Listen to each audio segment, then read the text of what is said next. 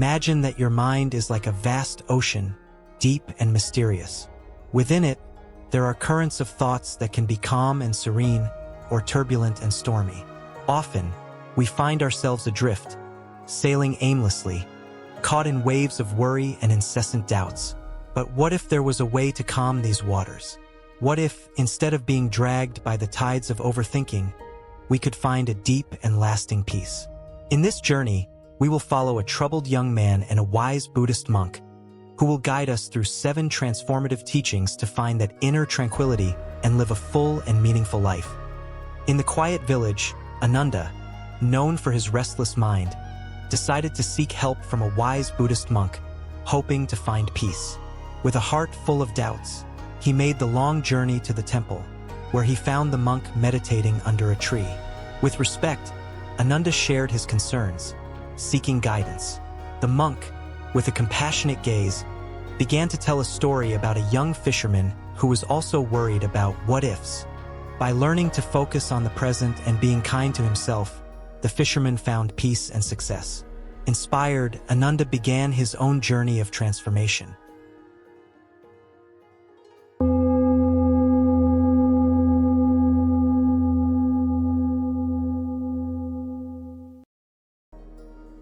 The monk looked deeply into Ananda's eyes and began the first lesson. Ananda, our mind is like a blank canvas. Each thought we have is a brushstroke. When we overthink, the canvas becomes a mess, full of chaotic colors and shapes that leave us confused and stressed. He paused, observing Ananda's expression, who was now completely absorbed in his words. To find peace and productivity, we need to learn to stop overthinking. Imagine a lake. When its waters are agitated, you cannot see the bottom. But when the lake is calm, the water becomes clear, revealing the depths and beauty that were hidden. Ananda felt a wave of understanding. But Master, how do I calm this turbulent lake within me? The monk smiled. First, recognize when you are overthinking. Be aware of the moments when your mind starts to race in circles, trapped in a spiral of worries and doubts. When this happens, pause for a moment. Breathe deeply and bring your attention to the present. Feel the air entering and leaving your lungs. Listen to the sounds around you. Focus on the sensations in your body. He continued, when you focus on the present, your mind begins to calm. The waters of the lake start to settle, and clarity emerges. With this clarity, you can see solutions to problems that once seemed insurmountable. And thus, your productivity increases, because your mind is focused and tranquil. Ananda closed his eyes and tried the technique the monk had described. He breathed deeply, feeling the air entering and leaving, hearing the gentle sound of the wind in the trees. Gradually, he noticed that his mind, once a whirlwind, began to calm. For the first time in a long while, he felt an inner peace he didn't know was possible. The monk observed Ananda with an approving look. Remember, Ananda, stopping overthinking is a practice. It requires patience and perseverance. But each time you do it, you are closer to a calm mind and a full life. With these words echoing in his mind, Ananda opened his eyes, feeling lighter and more hopeful than ever.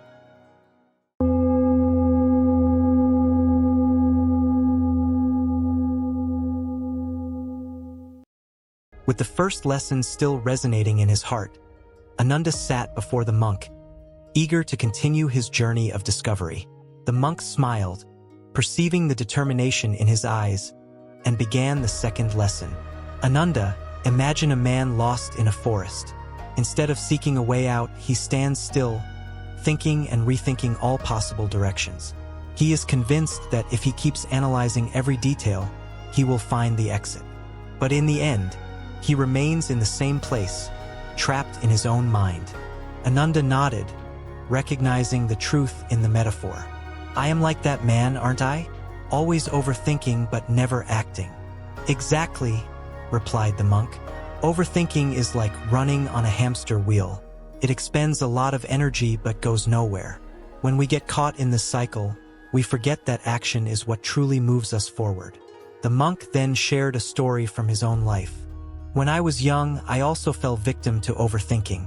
There was a problem in our temple, a difficult decision that needed to be made. I spent sleepless nights trying to predict every possible outcome, every consequence. But the more I thought, the more paralyzed I felt. One day, my master noticed my anguish and said to me, "The mind is a powerful tool, but when overused, it becomes an obstacle. Sometimes, clarity comes not from thinking, but from acting." He taught me to trust in my training and intentions. And so I made a decision. To my surprise, the solution came not from analysis, but from action. From that moment, I understood that overthinking doesn't help. In fact, it can prevent us from finding the peace and solution we seek. Ananda reflected on the monk's words. So the key is to act with confidence, even when we don't have all the answers? Yes, said the monk. Self-confidence and trust in the wisdom you already possess are fundamental. When we stop overthinking, we make room for intuition and effective action. Remember, Ananda, that it is in acting that we find true clarity and inner peace. Ananda felt a weight lifted off his shoulders.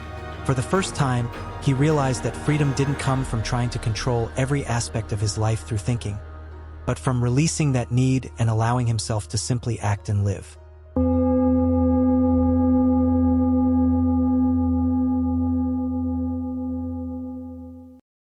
With the first two lessons deeply rooted in his mind, Ananda was ready to learn more.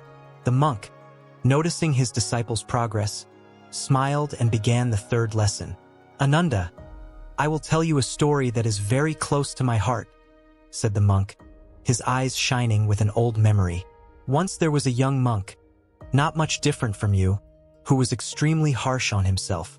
Every mistake, every failure, he punished himself with harsh thoughts, believing this would make him better." Ananda watched intently, absorbing every word. One day, this young monk found a small injured bird in the temple garden. Its wings were broken, and it couldn't fly. The monk, with compassion, cared for it day and night. He fed it, tended to its wounds, and gave it shelter. Gradually, the bird began to recover, and seeing it fly again, the young monk felt immense joy in his heart. The monk paused, letting Ananda contemplate the image of the small bird. It was then that his master said something that changed his life forever. "You care for this bird with so much compassion and love. Why don't you treat yourself the same way?" Ananda felt a shiver. And what happened to the young monk after that? He realized that to grow and heal, he needed to apply the same compassion he had for the bird to himself. He began to treat himself with kindness, forgiving his mistakes and celebrating his small victories. This self-love not only made him happier but also stronger and more capable of helping others. The monk looked deeply into Ananda's eyes. Loving yourself is not an act of selfishness, but an act of wisdom. When you treat yourself with compassion, you create fertile ground for your growth and well-being. You become a source of love and light, not just for yourself but for everyone around you. Ananda reflected on these words, feeling a warmth spreading in his chest. He realized that for a long time, he had been his own harshest critic, always demanding more and never forgiving himself. But now, inspired by the story of the monk and the little bird, he was ready to start treating himself with the same love and compassion. The monk concluded, "Remember, Ananda, the compassion you offer to others must start within you. Only then can you truly flourish and live a full and harmonious life."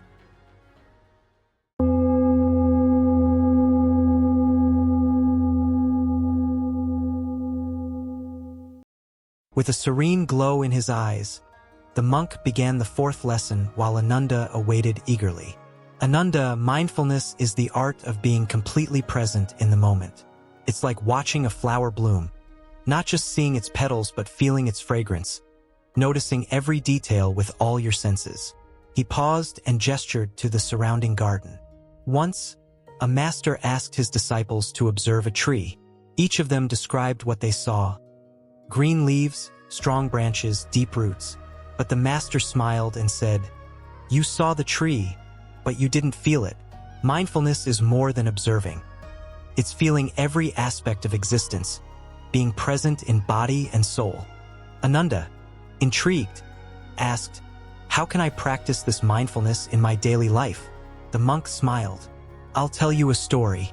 There was a young prince who lived in a luxurious palace but was always worried about the future and anguished by the past. One day, he met an old gardener in the palace who always seemed to be at peace. The prince, curious, asked the gardener what his secret was. Mindfulness, said the gardener. When I am watering the plants, I am only watering the plants. I feel the water running through my fingers, hear the sound of water touching the soil, see the leaves shining in the sun. When I am pruning the flowers, I am only pruning the flowers. Each cut is made with total presence and intention. Ananda listened attentively, absorbing the simplicity and depth of the monk's words. So the prince decided to follow the gardener's advice. He began to dedicate his full attention to each activity, whether studying, eating, or simply walking through the garden. Over time, he noticed that his mind calmed and he found joy in small things. The anxiety about the future and regret for the past began to disappear. The monk looked deeply into Ananda's eyes. The practice of mindfulness is simple but transformative. Start by paying attention to your breathing. Feel the air entering and leaving. Then, bring this awareness to all your daily activities. When you eat, savor each bite. When you walk, feel the ground beneath your feet. When you speak, be present in the conversation. Ananda closed his eyes for a moment, trying to feel his own breathing as the monk had described. He felt a new calm, a sense of being truly present. The monk concluded with a gentle voice. Mindfulness not only calms the mind, but also connects us deeply with the essence of life. It is through this practice that we find true peace and joy in the present, in each moment we live.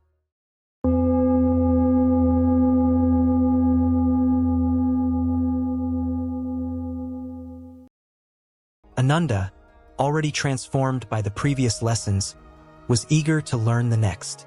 The monk, with the same patience and serenity as always, began to speak. Ananda, the present moment is all we really have. The past is a memory and the future is a projection, but the now is the only true reality. Let me tell you a story about a master and his disciple. The monk adjusted his posture, preparing to narrate the story. In a distant village, there lived a master who was famous for his wisdom. He had a young disciple who was always anxious about what was to come and often lost in past memories. One day, the master invited the disciple for a walk in the forest. They walked in silence for a while until they reached a beautiful stream. The master then stopped and said, "Sit with me here, young one. Let us observe the flow of the water." They sat on the bank and watched the stream. The disciple, impatient, did not understand the purpose of it. "Why are we here, master? There are so many things I need to resolve. So many things from the past that haunt me and an uncertain future that worries me," said the disciple. The master smiled. "Observe the water, young one. See how it flows constantly without stopping, always in motion, always present. The water does not worry about the obstacles it has passed, nor about what is to come. It simply flows, accepting each moment as it is." The disciple began to observe more attentively, feeling a calm beginning to invade him. The sound of the stream, the sight of the water shining under the sun, the fresh smell of the forest, all these things anchored him in the present. "When you live in the present moment," continued the master, "you free yourself from the grip of the past and the anxiety of the future. You become like the water, flowing with life, accepting what comes with serenity and grace." Touched by the story, Ananda asked, "Master, how can I apply this in my life?" The monk replied, "Practice being present in every activity you do. When you eat, savor each bite, feel the textures and flavors. When you talk, be fully present with the person in front of you, listening attentively and responding with your heart. When you walk, feel the ground beneath your feet, the wind on your face, the beauty around you. Living in the present moment is living fully. It is experiencing life in its entirety, without being dragged by regrets or anxieties." Ananda closed his eyes and took a deep breath, feeling the present moment with a new intensity. He realized that the present was a gift he could embrace with every breath, every heartbeat. The monk concluded, Remember, Ananda, that now is where life happens. It is where you find true peace, true happiness. Embrace the present and let it guide your journey.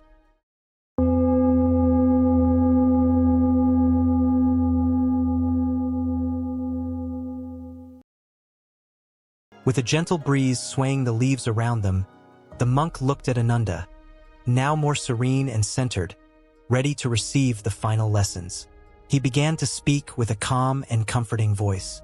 Ananda, our mind is a tireless weaver of what-ifs. What if I fail? What if something goes wrong?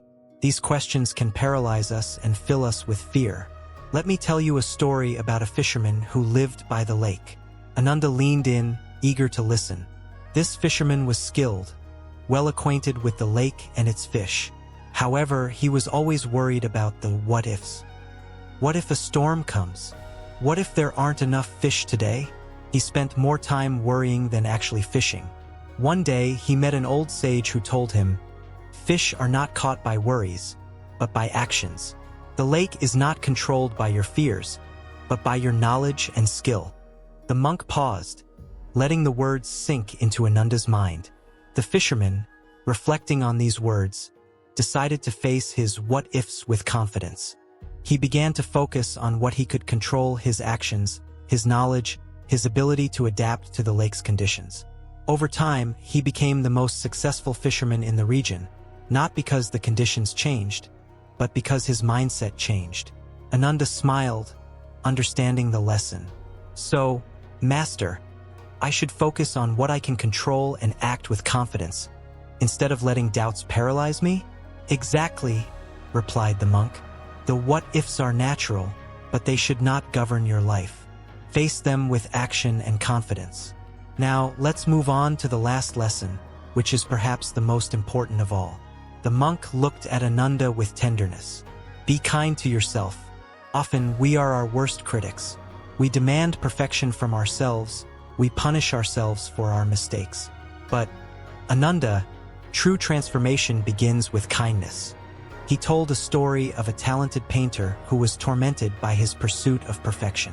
This painter spent hours and hours on each detail, always finding flaws, always dissatisfied. One day, in despair, he destroyed his latest work. A close friend, seeing his anguish, said to him, "Beauty lies in imperfection. Be kind to yourself and your art will flourish." The painter, touched by these words, began to treat himself with more kindness. He learned to appreciate his imperfections as part of his artistic expression. And so, his works became more vibrant, more authentic, more beautiful. The monk looked deeply into Ananda's eyes. Ananda, treat yourself with the same compassion you would treat a dear friend. Forgive yourself for your mistakes.